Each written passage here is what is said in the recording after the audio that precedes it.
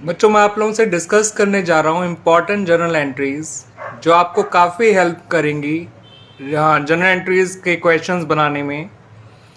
ठीक है बच्चों, तो मैं बिल्कुल सिंपल जर्नल एंट्री से स्टार्ट कर रहा हूँ। सिंपल जर्नल एंट्री वो एंट्रीज होती हैं जहाँ पर एक ही अकाउंट डेबिट और एक ही अकाउंट क्रेडिट हुआ करता है। तो हमारी जो सबसे पहली ट्रांजेक्शन है बच्चों वो ये है, स्टार्टेड बिजनेस विद कैश ₹1,00,000। तो आपने 1,00,000 रुपये से बिजनेस स्टार्ट किया। तो यहाँ पे जो दो अकाउंट इन्वॉल्व हैं वो एक कैश अकाउंट है और दूसरा कैपिटल अकाउंट है। कैश अकाउंट बढ़ेगा तो वो डेबिट होता है because it is an asset और एसेट बढ़ने से डेबिट होती है। कैपिटल अकाउंट बढ़ेगा तो वो क्रेडिट होगा बिकॉज कैपिटल बढ़ने से क्रेडिट हुआ करती है। तो एंट्री बन गई cash account debit to capital account. Clear बच्चों? आइए एक और ट्रांजेक्शन देख लेते हैं। Transferred ₹2,00,000 from saving account to current account. तो सेविंग अकाउंट से पैसा करंट अकाउंट में ट्रांसफ़र किया। सेविंग अकाउंट बिजनेसमैन का होता है, करंट अकाउंट बिजनेस का होता है। तो ये भी कैपिटल इंट्रोड्यूस करने जैसा ही होता है, मगर पैसा इस बार कैश की जगह बैंक में गया है। तो बैंक भी एक एसेट है, वो बढ़ गई, कैपिटल भी बढ़ गई। तो बैंक अकाउंट डेबिट हो जाएगा और कैपिटल अकाउंट क्रेडिट हो जाएगा। ठीक है बच्चों, बिकॉज एसेट बढ़ती है और डेबिट और कैपिटल बढ़ती है तो क्रेडिट। तो यानी एंट्री बन गई bank account debit to capital account. Clear बच्चों? ठीक है ना, ये दोनों ट्रांजेक्शन क्लियर हो गई आप लोगों को अच्छी तरह से। आइए बच्चों ट्रांजेक्शन नंबर 3 देख लेते हैं। Purchase furniture for cash. तो आपने जब एक फर्नीचर खरीदा कैश में, तो आप जानते हैं बच्चों फर्नीचर भी एक एसेट है और कैश भी एक एसेट है। यानी इस ट्रांजेक्शन में दोनों ही एसेट इन्वॉल्व है। जिस ट्रांजेक्शन में दोनों ही एसेट इन्वॉल्व होती हैं तो एक एसेट बढ़ेगी और दूसरी एसेट कम हो जाएगी। ठीक है बच्चों, दोनों एसेट डेबिट नहीं हो सकती हैं। जो एसेट बढ़ेगी वो डेबिट हो जाएगी, जो एसेट कम होगी वो क्रेडिट हो जाएगी। फिलहाल फर्नीचर खरीद रहे हो तो फर्नीचर इंक्रीज़ हो रहा है इसलिए वो डेबिट हो जाएगा।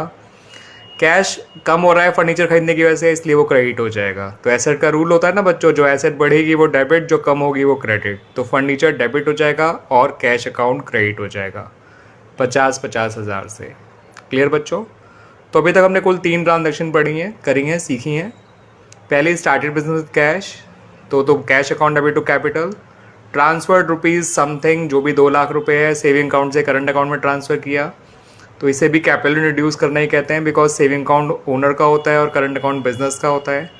बस बिजनेस जो स्टार्ट हुआ है और पैसा कैश की जगह बैंक में चला गया। बैंक भी कैसेट है, वो बढ़ जाएगी डेबिट और कैपिटल बढ़ेगी तो क्रेडिट। और तीसरा हमने अभी देखा फर्नीचर और कैश। फर्नीचर बढ़ गया, कैश कम हो गया फर्नीचर खरीदने से, इसलिए फर्नीचर डेबिट और कैश क्रेडिट। जो एसेट बढ़ती है वो डेबिट, जो कम हो जाती है वो क्रेडिट। क्लियर बच्चों ये तीनों ट्रांजैक्शन अच्छी तरह से? Now come to transaction number 4 बच्चों। Purchase goods from X ₹60,000 and paid by cheque. आपने एक्स से गुड्स खरीदे हैं मगर गुड्स का पेमेंट तुरंत कर दिया है।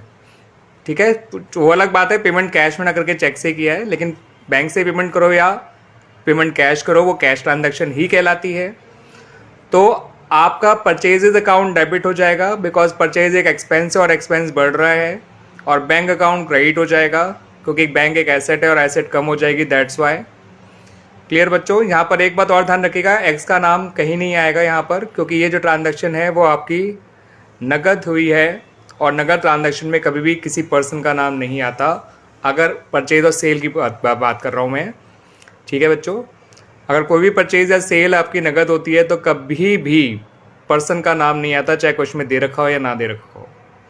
तो क्लियर हो गया बच्चों ये purchase account debit to cash account या बैंक अकाउंट, पेमेंट चेक से हुआ है, दैट्स वाई। यही ट्रांजेक्शन में 5 देखिए, परचेज गुड फ्रॉम एक्स, सिर्फ इतना लिखा है ₹80,000। इसका मतलब ये गुड्स जो हैं वो उधार खरीदे गए हैं। तो परचेज तो अब भी डेबिट हो जाएगा बिकॉज परचेज एक एक्सपेंस और एक्सपेंस डेबिट किया जाते हैं। मगर यहाँ पर आपका एक क्रेडिटर इंक्रीज हो गया जिसका नाम एक्स है, और क्रेडिटर इंक्रीज होता है तो क्रेडिट हो जाएगा बिकॉज क्रेडिटर में लायबिलिटी का रूल लगता है, लायबिलिटी इंक्रीज हो तो क्रेडिट। तो यहाँ पर एक्स का नाम आएगा और वो क्रेडिटर और इंक्रीज हो रहा है। ट्रांजेक्शन नंबर 6 देखिए बच्चों। Sold goods to Y for cash ₹70,000। या यहाँ पर भी वाई को सेल करी है मगर हमने कैश में करी है। तो कोई भी सेल अगर कैश में होती है तो कभी भी पर्सन का नाम अगर दे भी रखा है तो जस्ट इग्नोर इट।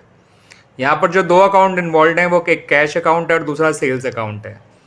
कैश एक एसेट है और वो बढ़ रहा है इसलिए डेबिट हो जाएगा। सेल एक इनकम है और वो बढ़ रही है तो क्रेडिट हो जाएगी। एसेट बढ़ती है तो डेबिट, रेवेन्यू और इनकम्स बढ़ते हैं तो क्रेडिट, इसलिए कैश अकाउंट डेबिट हो जाएगा और सेल्स अकाउंट क्रेडिट हो जाएगा। अगली ही ट्रांजैक्शन में, ट्रांजैक्शन नंबर 7 में, ठीक है बच्चों, आपने गुड्स बेचे हैं वाई को ऑन क्रेडिट, तो इस बार वाई का नाम आएगा बिकॉज हमने ये सेल उधार करी है, वाई हमारा डेटर है और डेटर का नाम रिकॉर्ड करना चाहिए उधार सेल में, इसलिए वाई हमारा डेटर है और डेटर बढ़ने से डेबिट होता है, इसलिए वाइज अकाउंट डेबिट हो जाएगा। और सेल इनकम है और इनकम बढ़ने से क्रेडिट होती है, इसलिए सेल्स अकाउंट क्रेडिट हो जाएगी। क्लियर बच्चों? और एंट्री बन जाएगी Y's account debit to sales account. Clear? Y's account debit to sales account. Clear बच्चों? तो इस तरह से हमारी ट्रांजैक्शन नंबर 6 और 7 दोनों कंप्लीट हो गई हैं। 4 और 5 थी कैश परचेज और क्रेडिट परचेज से जुड़ी हुई, ऐसे ही 6 और 7 कैश पर सेल्स और क्रेडिट सेल्स से जुड़ी हुई है। कैश परचेज और कैश सेल्स में पर्सन के नाम नहीं आया करते हैं, चाहे ट्रांजैक्शन में दे क्यों ना रखा हो। ठीक है बच्चों? ट्रांजैक्शन नंबर 8 देखिए बच्चों, पेड सैलरीज। कोई भी एक्सपेंस है आप पे करते हो तो एक्सपेंसेस डेबिट होते हैं। ठीक है बच्चों? और क्योंकि एक्सपेंस पे करने से कैश भी कम हो गया तो कैश क्रेडिट हो जाएगा। एक्सपेंसेस डेबिट हुआ करते हैं और कैश कम होने की वजह से क्रेडिट हो जाएगा। तो यहाँ जो दो अकाउंट इन्वॉल्व हैं वो सैलरीज और कैश हैं। सैलरी एक्सपेंस है, एक्सपेंसेस डेबिट हुआ करते हैं। कैश एक एसेट है और वो डिक्रीज हो रहा है, इसलिए वो क्रेडिट हो जाएगा। अगला है रिसीव रेंट। तो यहाँ पर रेंट हमारे लिए एक इनकम है और इनकम जो है वो बढ़ रही है और इनकम बढ़ने से क्रेडिट हो जाती है, इसलिए रेंट रिसीव अकाउंट क्रेडिट हो जाएगा। और क्योंकि आपको उसके बदले में कैश मिल रहा है तो कैश एक एसेट है और वो बढ़ रही है, इसलिए वो डेबिट हो जाएगा। तो जब आप रेंट रिसीव करते हो तो दो अकाउंट इन्वॉल्व हैं, रेंट रिसीव और कैश अकाउंट। कैश एक एसेट है, एसेट बढ़ने पर डेबिट होता है। रेंट रिसीव इनकम है, इनकम बढ़ने पर क्रेडिट हुआ करती है। अगला है paid wages to A. Wages जो होता है, चाहे आप ए को पे करें, बी को पे करें, किसी को भी पे करें, एक एक्सपेंस है और एक्सपेंस किसी को पे करते हैं पर्सन को, तो पर्सन का नाम कहीं नहीं आता है, तो यहाँ पे वेजेस अकाउंट जो है डेबिट हो जाएगा और कैश अकाउंट क्रेडिट हो जाएगा। ए का नाम कहीं नहीं आएगा, याद रखिएगा बच्चों, ये कंफ्यूज करने के लिए लिखा गया है केवल। अगला है cash deposit to bank. Cash भी एसेट है, बैंक भी एसेट है। जो एसेट बढ़ गई वो डेबिट, जो एसेट कम हो गई वो क्रेडिट। तो बैंक बढ़ गया, कैश कम हो गया, बैंक डेबिट हो जाएगा, कैश क्रेडिट हो जाएगा। एंट्री बन जाएगी bank account debit to cash account. यहाँ पे दो अकाउंट इन्वॉल्व हैं, बैंक अकाउंट और कैश अकाउंट, इस बात का ध्यान रखिएगा बच्चों। क्लियर बच्चों? नेक्स्ट है बच्चों कैश विड्रॉन फ्रॉम बैंक। जब कैश आप बैंक से विड्रॉ कर रहे हैं तो ये माना जाता है कि ये बिजनेस यूज़ के लिए निकाला गया है, ना कि पर्सनल यूज़ के लिए। अगर सिर्फ ये लिखा है कैश विड्रॉन फ्रॉम बैंक, ध्यान रखिएगा, इसे पर्सनल यूज़ बिल्कुल मानिएगा। तो इसका मतलब ये होता है कि पैसा बैंक से निकल के ऑफिस में आ गया है बिजनेस के, तो कैश अकाउंट डेबिट हो जाएगा, बैंक अकाउंट क्रेडिट हो जाएगा। बैंक कम हो गया इसलिए बैंक क्रेडिट हो रहा है, कैश बैलेंस बढ़ गया इसलिए वो डेबिट हो रहा है। दोनों एसेट हैं, जो बढ़ेगी वो डेबिट, जो कम होगी वो क्रेडिट।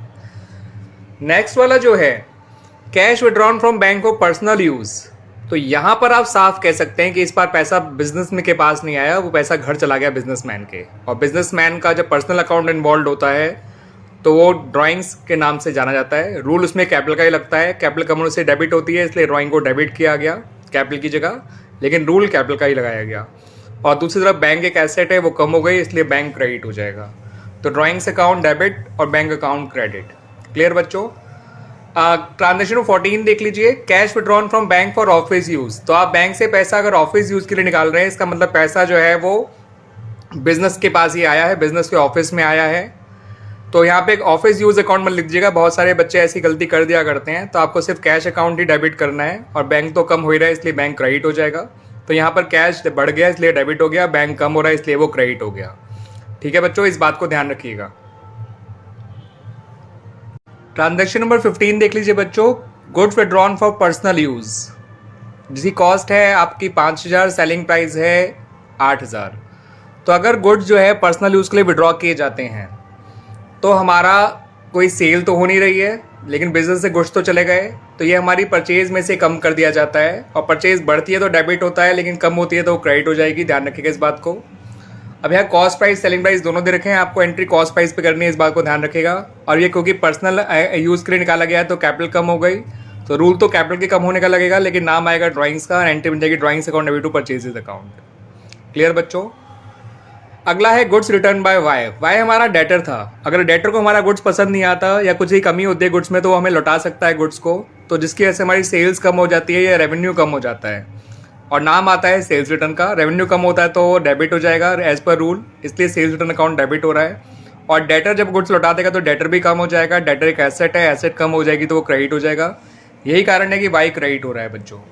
क्लियर है बच्चों? अब हमने यही गुड्स जो है उसको लौटा दिए एक्स को, तो अब आप क्रेडिटर को गुड्स लौटाओगे तो क्रेडिटर कम हो जाएगा। क्रेडिटर कम होने से जो है वो हो जाता है डेबिट। ठीक है बच्चों, ये टी कुछ नहीं है, तो एक्स अकाउंट डेबिट हो रहा है। और परचेज रिटर्न, परचेज कम हो रही है तो परचेज कम होने से क्रेडिट हो जाएगी और नाम आएगा परचेज रिटर्न का। तो X account debit to purchase return account, ये होता है गुड्स रिटर्न टू एक्स की एंट्री। ट्रांजैक्शन नंबर 18 देखिए बच्चों, गुड्स गिवन एज चैरिटी। तो गुड्स आपने बेचे नहीं, बस ऐसे ही चैरिटी के तौर पे दे दिए या डोनेट कर दिए, तो चैरिटी को भी एक्सपेंस माना जाता है, बट नॉन बिजनेस एक्सपेंस है, बट है तो एक्सपेंस ही, इसलिए चैरिटी अकाउंट डेबिट हो जाएगा। मगर गुड्स बिके तो नहीं है, बिना आपने बेचे ही किसी को दे दिए हैं, तो फिर से आपकी परचेज कम हो जाएगी, जैसे कि goods withdrawn for personal use के केस में हुआ था, और परचेज अकाउंट क्रेडिट हो जाएगा। अगर गुड्स का सेलिंग प्राइस भी दे रखा हो और कॉस्ट प्राइस भी दे रखा हो तो आपको कॉस्ट प्राइस को लेना है, इस बात को ध्यान रखिएगा बच्चों। ठीक है बच्चों, तो पर्सनल यूज के लिए निकाला तो ड्राइंग्स डेबिट हो गया, परचेज क्रेडिट। चैरिटी में दिया तो चैरिटी अकाउंट डेबिट हो गया, परचेज क्रेडिट। तो 15 और 18 पॉइंट में एक बात खास है कि दोनों किसी परचेज अकाउंट क्रेडिट होंगे, क्योंकि कुछ बेचे नहीं है, या तो घर ले गए हैं या फिर किसी को दान दे दिए हैं।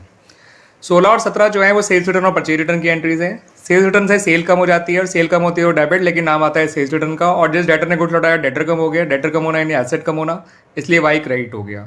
जब हम क्रेडिटर गुड्स लौटा देंगे तो क्रेडिटर कम हो जाएगा, इसलिए एक्स हमारा डेबिट हो जाएगा, ये कुछ नहीं है। ठीक है बच्चों, और परचेज कम होगी तो वो क्रेडिट हो जाएगी, लेकिन नाम परचेज रिटर्न का आएगा। कोई गुड्स लौटाएंगे तो परचेज रिटर्न अकाउंट ओपन करते हैं, गुड्स हमारे पर लौट कर आएगा तो सेल रिटर्न अकाउंट ओपन करते हैं, लेकिन इन पे रूल लगते हैं परचेज और सेल्स के ही।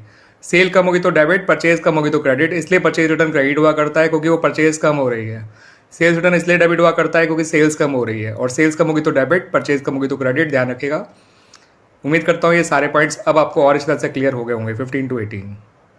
ट्रांजैक्शन नंबर 19 देख लीजिए बच्चों, goods distributed as free samples, जिनकी कॉस्ट प्राइस 8,000 है, सेलिंग प्राइस 10,000 है। जब गुड्स को बेचा ही नहीं है, अपने सैंपल के तौर पे दिया है, तो इसकी वैल्यूएशन कॉस्ट प्राइस पे की जाएगी, और ये सेल नहीं कहलाएगा, बस डिक्रीज इन परचेज कहलाएगा। अगर हम गुड्स बेचते नहीं है, किसी और कारण से इस्तेमाल कर लेते हैं, तो पर सेल की जगह परचेज अकाउंट को क्रेडिट करा करिएगा, और परचेज की वैल्यूएशन कॉस्ट प्राइस पे की जाती है, तो कॉस्ट प्राइस का नाम आएगा। कॉस्ट प्राइस को ध्यान रखना है, आपको याद रखना है, और परचेज को क्रेडिट कर दीजिएगा। सेल्स प्रमोशन अकाउंट में आप एडवर्टाइजमेंट अकाउंट या फ्री सैंपल अकाउंट भी ओपन कर सकते हैं। Goods use for making furniture, अगर आप गुड्स यानी सपोज आपका गुड्स वुड है या टिम्बर है, तो आप अपने फर्नीचर बनाने में यूज कर रहे हो अपने ऑफिस के लिए ही, तो आपके बिजनेस की एक एसेट इंक्रीज हो जाएगी। तो फर्नीचर एक एसेट है, एसेट बढ़ गई तो डेबिट हो जाएगी, यानी फर्नीचर डेबिट हो जाएगा, और परचेजेज अकाउंट क्रेडिट हो जाएगा, क्योंकि गुड्स बिना बिके कम हो रहे हैं, और बिना बिके कम होंगे तो परचेज अकाउंट को क्रेडिट किया जाता है, और कॉस्ट प्राइस लेंगे ना कि सेलिंग प्राइस। ठीक है बच्चों, 8,000 रुपये से एंट्री होगी। Purchase stationery for cash, stationery खर्चा है, खर्चा पे करेंगे तो सिंपल कैश डेबिट हो जाएगा, और कैश कम हो गया उसके तो कैश क्रेडिट हो जाएगा। स्टेशनरी को आप एक्सपेंस मानिएगा, एसेट मत मानिएगा, वो अलग बात है, रूल दोनों के लिए सेम होता है। एक्सपेंस बढ़ते हैं तो भी डेबिट, एसेट बढ़ता है तो भी डेबिट। तो स्टेशनरी अकाउंट डेबिट हो जाएगा और कैश अकाउंट क्रेडिट हो जाएगा। कैश इसलिए क्रेडिट हो रहा है, एसेट कम हो रही है इसलिए। लास्ट है आपका इसमें paid life insurance premium by cheque. Life insurance एक पर्सनल खर्चा होता है, इसलिए से ड्राइंग्स अकाउंट डेबिट करेंगे, कैपिटल कम हो जाएगी इसलिए, और चेक से पेमेंट किया है इसलिए बैंक क्रेडिट हो जाएगा, और बैंक एसेट कम होगी तो क्रेडिट ही होना चाहिए, दैट्स व्हाई बैंक क्रेडिट हो रहा है। एंट्री हो गई drawings account debit to bank account.